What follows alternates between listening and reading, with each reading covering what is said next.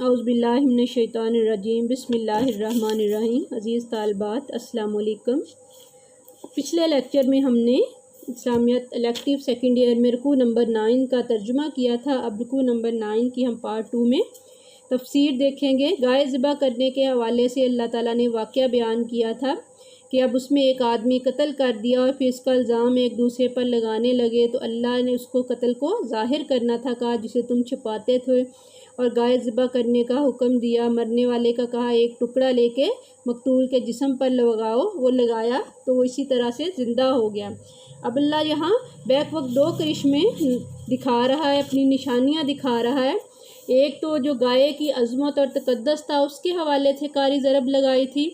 और दूसरा ये बताया कि जो नाम नहात तुम्हारे माबूद तुम्हारे पास हैं, अगर इनकी कुछ भी ताकत होती तो इसे ज़बा करने से एक आफत बर्पा हो जाती, और इसका ज़बा होना उल्टा मुफीद साबित हुआ। अब ये वाक़या ऐसा था कि इससे बड़े बड़ों के दिल पिघल जाते, लेकिन बनी इसराइल के दिल मोम ना हुए। इतने बड़े मोजज़े के बाद भी ये टस से मस नहीं हुए और इनके दिल सख्त हो गए। अल्लाह ने कहा पत्थरों की तरह सख्त, बल्कि सख्ती में कुछ इनसे भी ज़्यादा बड़े हुए, क्योंकि पत्थरों में तो अल्लाह कहते हैं कोई ऐसा भी होता है जिसमें से चश्मे फूट निकलते हैं, जैसे उन्होंने खुद देखा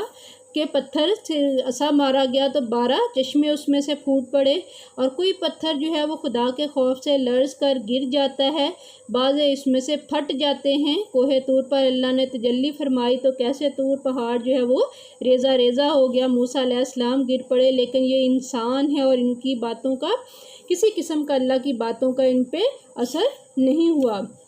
तो उस हवाले से कहा अब अल्लाह ने इनके कुलूब जो हैं, इनके दिल जो हैं, उनको पत्थरों से भी ज़्यादा सख्त और बेहिस कहा कि ये कबूल हक़ की सलाहियत से कतन महरूम थे। खुदा की नाफरमानी और सरकशी पर ये इंतहाई ज़ोर शोर से आमादा थे। तो अल्लाह ताला ने इनको ख़बरदार किया कि इनकी सख्ती जो है और संगदिली के बायस जो अमाले बद इनसे सरजर्द हुए हैं, अल्लाह ताला इनसे गाफिल नहीं है, बल्कि बहुत जल्द अज़ाब इलाही से दो चार होंगी। फिर उसके बाद यहूद की खराबियाँ बयान करते हुए अगली जो आयत है उसमें कहा फ़ततमाऊना अय्युमिनु लाकुम वक़द काना फ़रीक़ुम मिनहुम यसमाऊना कलामल्लाह। ये वाली जो आयत है इसमें कहा कि अब इनकी जो अगली गुमराही है अब वो बताई जा रही है कि ये अल्लाह ताला अपने नबी यानी रसूल अल्लाह सल्लल्लाहु अलैहि वसल्लम और सहाबा इकराम जो हैं उनको समझा रहे हैं कि इन लोगों ने इतनी बड़ी बड़ी निशानियां देख के भी इस्लाम कबूल नहीं किया, और खुदा का कलाम इन्होंने सुना, सुनने के बाद उसको समझा, लेकिन उसमें तहरीफ कर दी, तब्दीली कर दी, तो तुम इनसे मज़ीद किस खैर की तवक्को रखते हो। इन लोगों ने तौरात में तहरीफ की थी, रसूल अल्लाह सल्लल्लाहु अलैहि वसल्लम के हवाले से जो साफ़ इस किताब में थे उनको गलत तावीलें करके असल मतलब को दूर कर दिया, हलाल को हराम, हराम को हलाल कर दिया, हक़ को बातिल और बातिल को हक कर दिया। तो तहरीफ का मानी जो है बात को असल मफहूम से फेर कर अपनी ख्वाहिश के मुताबिक दूसरे मानी पहना देना है। तहरीफ से मुराद जो है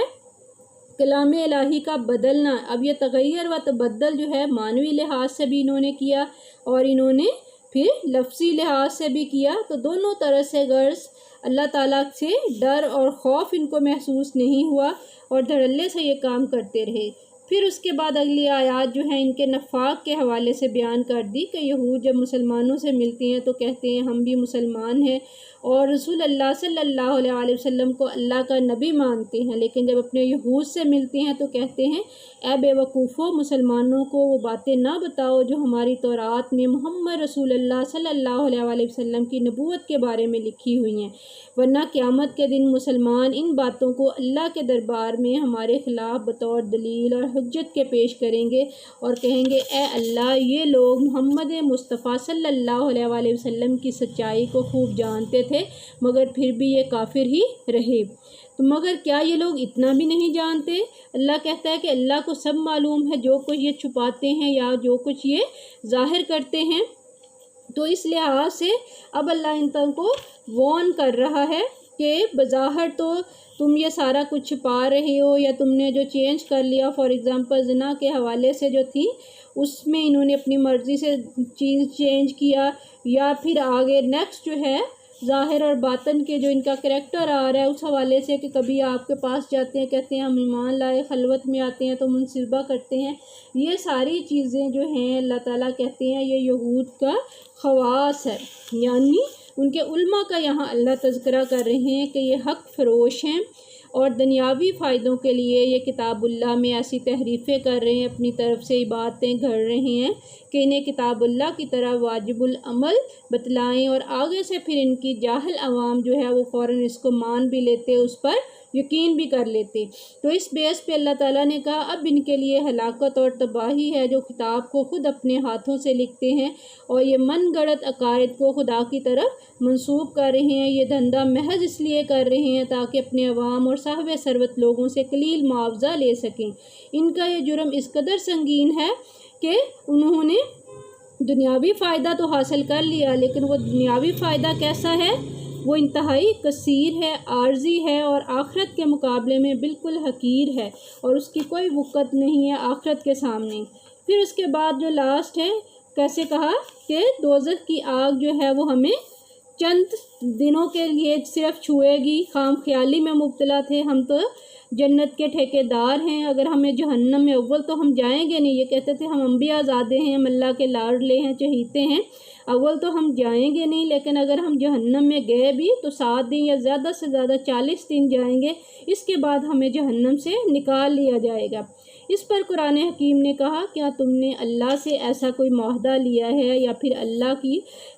ایسا اگر معاہدہ لیا ہے تو اللہ تو کبھی اپنے معاہدے کی خلاف ورزی نہیں کرتا، یہ کوئی ایسی بات تو نہیں ہے کہ تم اللہ کے بارے میں ایسے کہتے پھرو اور جو تم جانتے ہو یہ حرکتیں اللہ تعالیٰ کہہ رہے ہیں کہ یہ ساری کی ساری چھوڑ دو۔ اب سختی سے تردید کی جا رہی ہے یہاں کے نجات کا دار و مدار قومی نسلی برتری پر نہیں بلکہ دنیاوی اعمال پر ہیں، جن کے اعمال بد ہوں گے، جن کے دامن نیکیوں سے خالی ہوں گے وہ جہنم میں ہوں گے، اور جو شخص اللہ اور اس کے رسول پر ایمان لے آئے گا وہ جنت میں جائے گا اور پھر یہ ہمیشہ ہمیشہ کے لیے ہوگا۔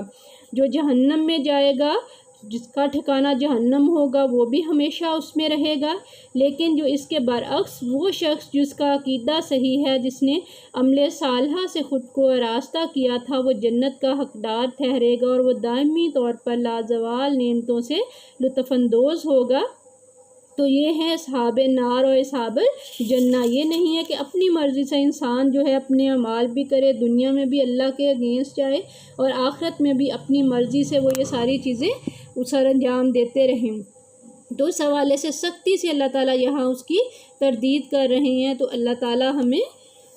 توفیق عطا فرمائے کہ اللہ کے اس کلام کو سننے کے بعد سمجھنے کے بعد ہم ان غلطیوں سے ان گمراہیوں سے بچ سکیں جو یہودیوں نے سر انجام دی تھی، اور رسول اللہ صلی اللہ علیہ وسلم پر صدقے دل سے ایمان لائیں اور عمل صالحہ کا راستہ اپنائیں۔